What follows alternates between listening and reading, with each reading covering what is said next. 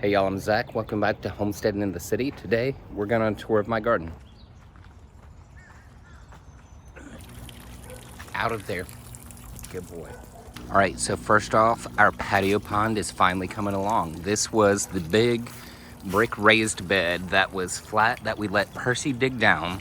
And then I just laid down some chicken wire and concrete, made it into a little pond. Still working on kind of patching the holes. But this is also going to be available stormwater overflow from our roof when we get some new gutters put in, so that this will be able to catch all that stormwater. And then if it overflows, we're going to have outflow into the food forest. So the food forest, of course, is the back portion of the yard. That is going to be where everything is a little more wild, and this spot in particular is a little more empty. But as we get a little more towards the east, we see more and more of the trees that are coming in. And just a few that I've got in here. We've got a plum from my friend Amanda at Doko Farm. This was from last year, I believe. She had a tree knocked down in the winter by a storm, and then I just went and got some of the branches and propagated from that. Then we've also got our Loquat tree that is coming in pretty good. That's probably a good 5 feet, 4.5, 5 feet tall now. And that's just gonna fill in nicely here. Of course, it's an evergreen, so that's gonna be great for privacy as well along our back fence to fill in that visual gap. And then we've got some bronze fennel that's coming back. We've got elderberry, some of our other trees that we have that are coming in. We've got one of our 2 chestnuts. We've got our other chestnut back in there. And this is a mulberry right here. We've got a few other things planted, definitely some pawpaw. And of course, along the back side of the fence, we've got our chicken run tunnel. And we still don't have chickens yet, but we're getting pretty close. As you can see at the top end of this tunnel, we've got our chicken coop ready for them to go. And then this is where, as the power company cut down trees for the power lines, I just wove it into a little fence back here. And of course, this is just the back fence, and then have been working on bending over branches and getting everything to kind of grow in to form a privacy hedge tunnel for our chickens to protect them from hawks, provide a little bit of privacy back here, and just make a great little tunnel that leads to our fruit orchard. Now, the majority of our backyard is taken up by this 7-row fruit orchard. We've got a little over a dozen trees in right now. That's what we've been working on a lot this winter. And some of them are starting to leaf out now for spring. We're just gonna go through row by row. So row 1 might be our least populated. Right now, we've pretty much just got this blueberry bush. And it does have some flowers on it. I don't have too much hope for them fruiting this year because we don't have any other blueberry bushes around to really get it pollinated, but we'll eventually add them in a lot of the others. You'll see. All right, and in row 2, we've got an apple tree right here that is just starting to put out some new leaves. And then moving on, we've got our Red Haven peach tree. And so this is just a bare root tree that we got. Planted it just looked like a stick, and now we've got some leaves coming out. And then back here, we've got our Caracara orange tree. And so this did lose a lot of leaves in a freeze, but it's bounced back pretty well. So we might protect that a little bit better next year. And under here, we've got a little fig tree that started off as just a tiny stick. And then I stuck it in the ground, it rooted, and is growing.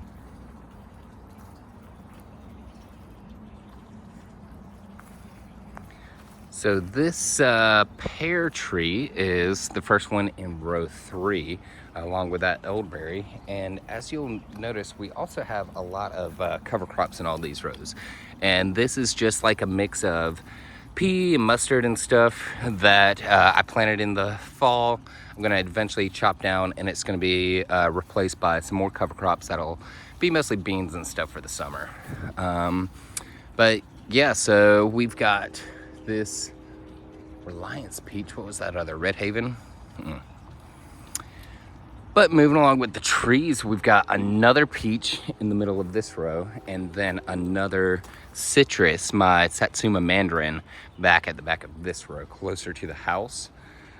Which that's another thing with the citrus trees. We did put them closer to the house, which is the southern wall, which should get the most heat. There's a bit of distance there, so we probably won't get too much radiant heat coming off, but I did want the trees that needed the most warmth closest to that southern wall to try to get any.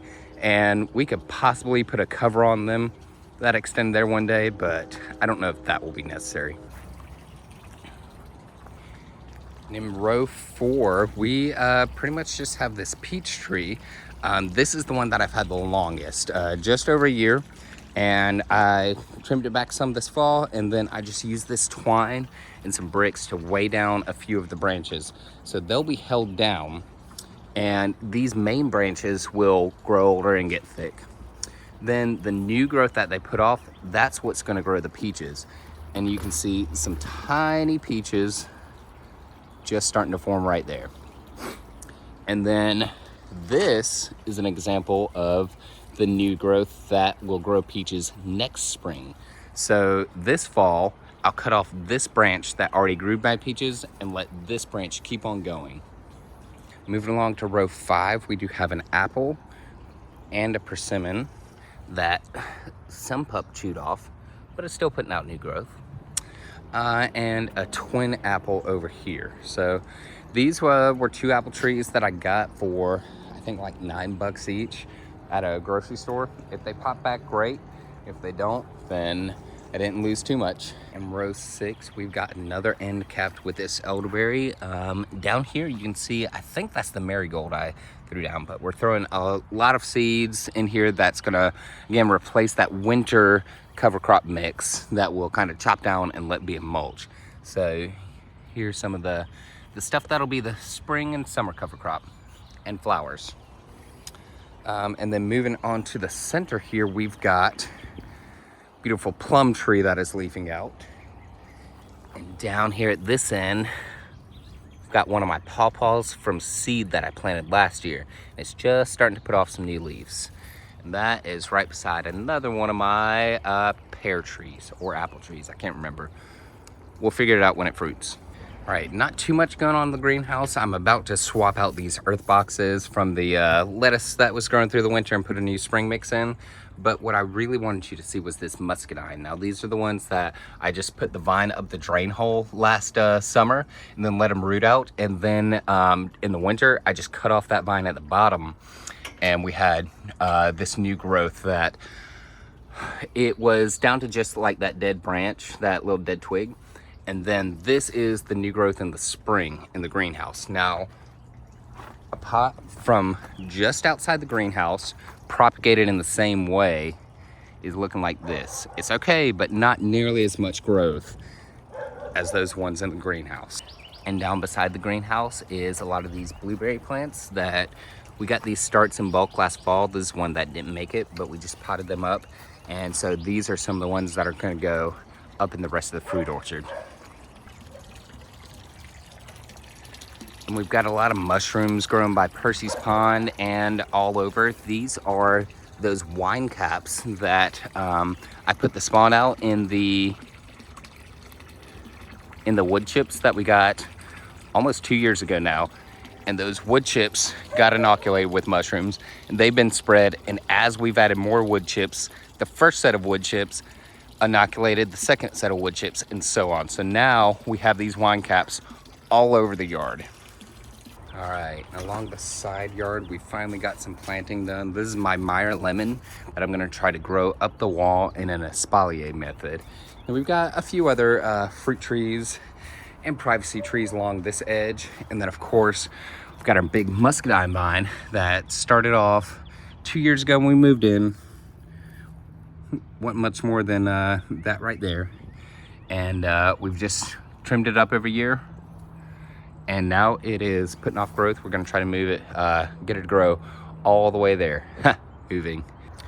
So that of course will bring us to the front yard. Now closest to the house right now, we've got this memorial garden that I'll talk about more later, but it's got some flowers and a fig tree and muscadine. And moving forward a little bit, we've got our raised pallet beds.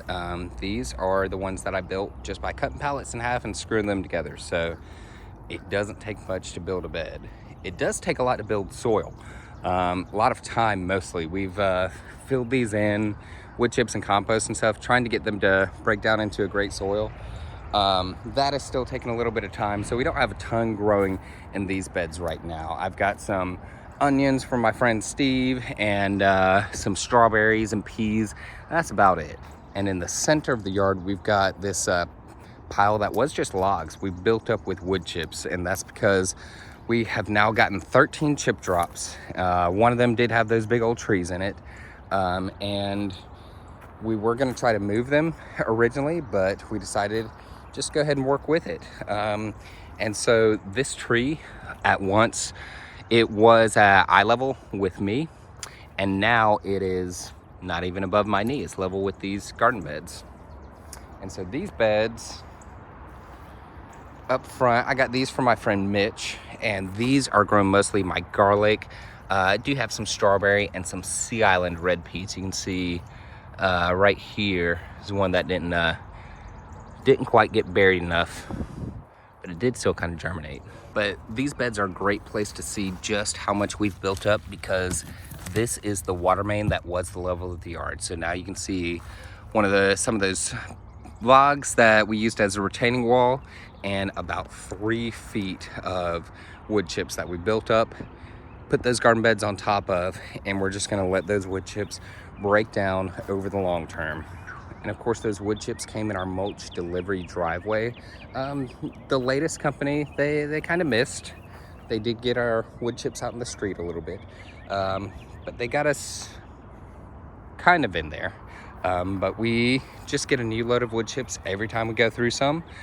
We share a little bit with friends if they want to come pick them up, and then we will just take these in wagons and buckets and all that to all over where it's needed.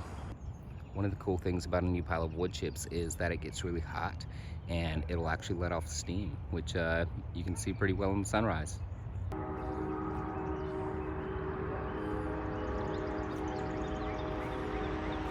So of course, if you've been with us for a while, you know this is fairly new. We got certified as wildlife habitat recently.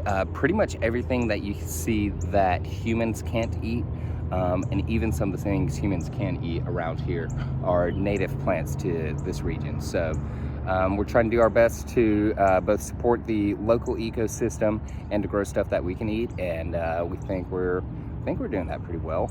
We've got a lot of birds and wildlife coming around, and so we'll see how it goes.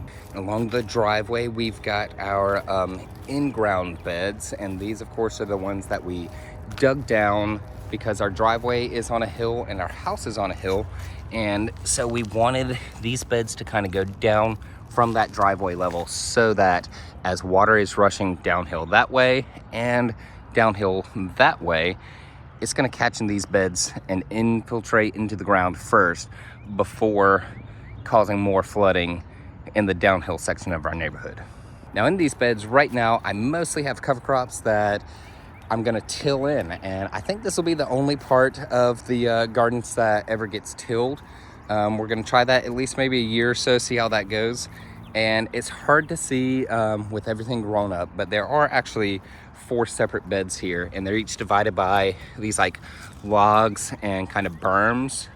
And then on each of the berms, we have a peach tree. And so those should get really good water. As that water comes into these beds and infiltrates down, it should hit those roots really well, and hopefully we'll have a lot of good growth. And of course, trees can help capture even more water before it even gets to the ground. And of course, along the other side of the driveway, we've got our berry hedge that still not looking like much up here. We do have all these white flowers. They're gonna be some blackberries in just a couple of weeks, but other than that, the berries are mostly non-existent. We're still trying to add to this area too. All right, y'all, that's it for today. See y'all in the next video.